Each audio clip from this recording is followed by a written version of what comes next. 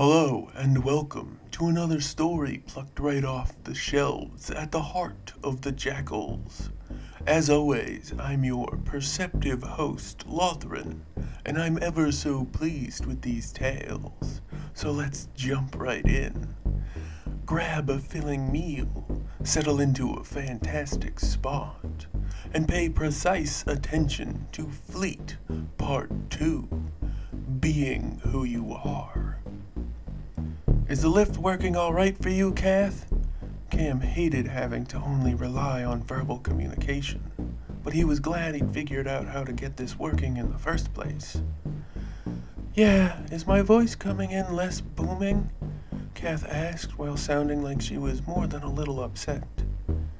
It's better, still a lot more mannish than you'll ever sound without the suit, sis. Well, we only have the one, and I didn't steal it so that it would fit you. Kath could be heard hefting various parts of old hives every time she spoke. I could adjust it. No, this blimming antenna is uncomfortable and awkward enough as is. I won't have you messing about with it to make it so much worse than it already is. What's the transfer hub look like again? Kath asked in an agitated fashion.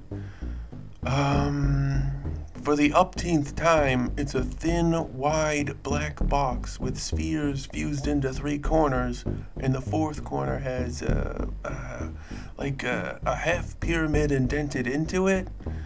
Ah, yes, I just wanted to be sure. I got two of them. Two of them?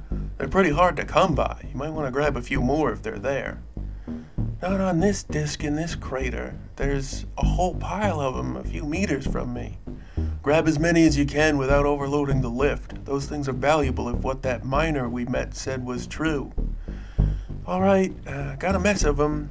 Coming back to the trike ASAP. What? As soon as possible, Kath replied, the lift powering back up under the sound of her voice. Oh, got it. I'm going to set up all the other parts for when you get back. ETA half hour. What? Never mind. Kam disconnected from Trike, feeling a tinge of regret as he withdrew his left arm. It was becoming more and more difficult to give up, reveling in the wonderment of the shared space he and the ship had when united as a single being. But his work required both hands and all of his attention, so it had to be done. Kath arrived not too long after, opening the ramp and pushing the cart to its edge so she had that much less space to haul the heap of parts up through the shields where the ramp usually sat. When she finished, she hooked the lift up to the ramp, depowering the hover cart, and squeezed past her little brother to begin shucking off her suit of stolen Nustraj power armor. I'm so glad I put off delivery on this suit so I could use it to save your worthless ass. Kam laughed. And then he raised the ramp with the button he'd installed for Kath, if she ever bothered to use the fucking thing. He chose not to bring it up for the 1000th time. It must have a crazy pile for you to bring back all of this. Not so much, Kath replied, her voice still sounding quite a bit off to Kam, since he was still carrying the side effects of the connection with Trike.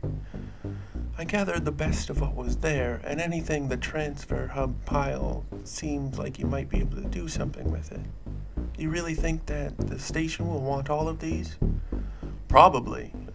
We might be able to go back and get the rotted ones too, from the way they were talking about the war restrictions with the Deramore Empire people, whatever they were.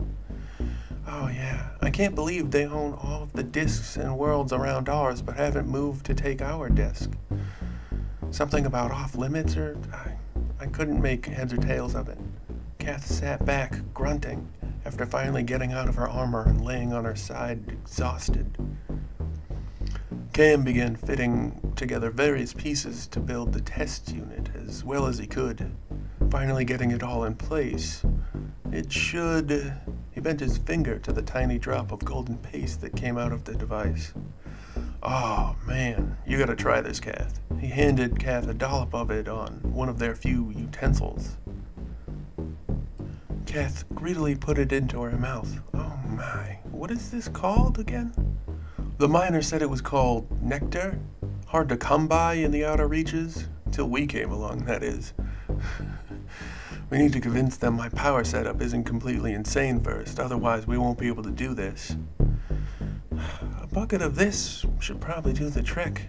Kath sat back up, gathering some parts with renewed vigor to compare against her spent blaster rifle. You really going to put weapons on Trike? If I can make 'em, come on, you telling me that after running through Daramore's blockade lines, a few guns wouldn't be a good thing? You spent 2 days at the first disc we came across patching the hull. I wasn't patching the hull, I was healing Trike's shell. It's different. You keep doing that. You say the ship isn't alive, but you use words as if it is. It's a bit weird, little brother. It is what it is. Trike isn't alive until I connect with it. But just being near it, I can feel Trike respond to me. I don't know how... there aren't really words for it.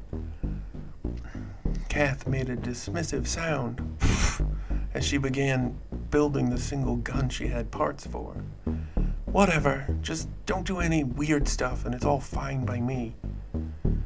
What kind of gun are you thinking of making and where are you going to put it? Well, you've always been a shit shot, so I was hoping to add a pod. Kath knocked on the hard surface and pointed under Cam's feet. And a single powerful, godly hurtful charge blaster. Trike's incredibly maneuverable and devilishly fast. What did those traders at the station say about Trike? He sets the curve. It means something like, Trike is so advanced in such a kick-ass way that everyone everywhere is going to be redesigning everything with him in mind. So, it's a boy now? Kath joked. So, the plan is, we drop in and you do something to make it look like we're injured or Trike is. And then when the enemy gets in close, you flip a switch. I cycle the gun and boom, no more Daramore Raider. There's a lot of money for each confirmed Imperial kill and the salvage rates. That sounds like a play right out of Dad's playbook. Kam began happy, but ended up making himself quite sad. Kath silently embraced her brother, unaware that this was the first time he'd actually cried about it since their father had vanished. And so it is. Our time together has once more come to an end. I hope you enjoyed the tale as much as I the telling of it. As always, I've been your dependable host, Lothran, and this was Fleet Part 2, Being Who You Are. And now we must once more part ways. Korvoth, lead them back along the proper path, to the safety they know all too well. Yes, sir, Lothran. Oh, I'm so excited. I love these stories. Oh, space is awesome. Okay, a pleasant greeting and a fond farewell to each and all. Please leave all your comments, questions, and kindnesses down below. None of that awful, rude, or mean stuff, though. You keep that to yourself. Remember to like, share, and subscribe to help us learn, spread, and grow. And don't forget, we strongly encourage each and every one of you to stay safe out there. Good night and good luck. See you again tomorrow for another episode of Fleet. Bye-bye, everybody.